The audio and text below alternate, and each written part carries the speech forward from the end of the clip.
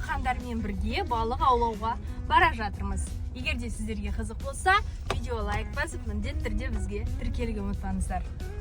Мынау жолмен бара жатырмыз. Мынау бізде бағана госмектеп және де балабақша. Мінекей бізді машина күтіп тұр. Осы машина бізді қазір осы ауылда қай жерде балық аулауға болатынын көрсететін болады, достар. Міндетті түрде видео лайк басуға ұмытпаңыздар. Біз неше балық аулағанымызды видеоның соңында көретін боласыңдар. Достар, біз дәл қазір жаңбыр жауып жатқан кезде шықтық.